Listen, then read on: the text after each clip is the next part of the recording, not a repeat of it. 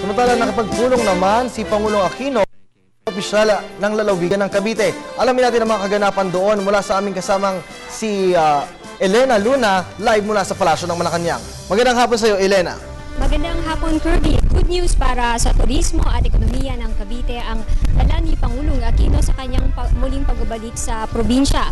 Nagpunta ang Pangulo doon kahapon para bisitahin ang ginagawang Ternate na Subu Road Project at para na rin makasamang muli ang mga taga-Cavite.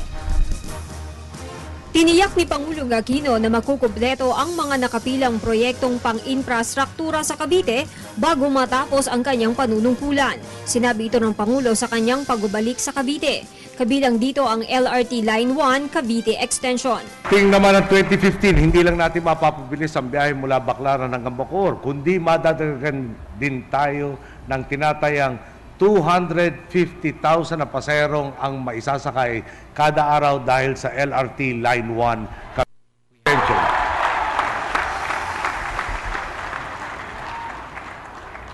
At pag hindi ho nangyari ito, nandiyan po si Secretary Abaya, na makakasiwa ng proyektong to, dalawa na kami magpapasagasa siguro sa tren.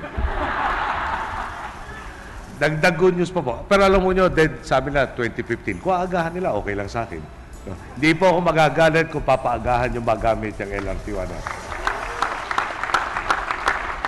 Nabanggit din ng Pangulo ang Cavite-Laguna Expressway. Dagdag good news pa po, inaprubahan na rin ng NEDA nitong lamang Enero ang mahigit 35 bilyong pisong pondo para sa Cavite-Laguna Expressway. Oras na makompleto ang 47 kilometrong highway, magkakaroon ng alternatibong ruta ang mga motoristang dating nakikipagsiksikan sa Aguinaldo Highway. At ang biyaheng Manila papuntang Dasma na madalas abutin ng 3 oras, mahigit hating oras na lang raw po. Binigyang diin ng Pangulo ang kahalagahan ng Cavite sa ekonomiya ng Pilipinas. Pinasalamatan rin niya ang mga Caviteño sa binigay na pagkakataong paglingkuran sila. Maraming salamat po sa pagiging lakas ng pamahalaan para maitulak ang bansa tungo sa malawakang pag-unlad. Wala pong duda, ang mga tagumpay sa tuwid na landas ay bunga ng inambag na sipag, tapang at malasakit ng mga Caviteño. Kasabay nito, pinaalalahanan ng Pangulo ang mga Caviteño na kailangan ng Administrasyong Aquino ng tapat na katuwang na magpapatupad ng mga reforma sa lokal na antas. Bilang gateway sa Maynila, nakasalalay sa Cavite kung ang mga inaangkat na produkto at serbisyo mula sa mga karating probinsya ay darating ng nasa oras o mabibilasa at masisira dahil sa traffic.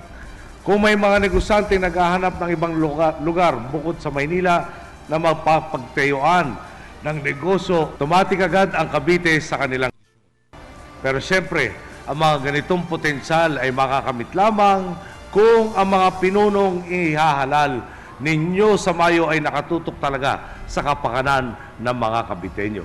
Sinabi ng Pangulo na subok na ang husay ng kandidatong gobernador na si Ayong Maliksi dahil nagawa nitong pababain ang poverty incidence sa Cavite.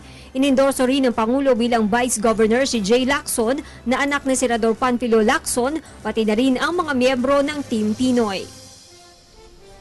At yan ang ating balita mula dito sa Malacanang. Sa tulong ng RTVM, ako si Elena Luna para sa Telebisyon ng Bayan. Maraming salamat sa iyo, Elena.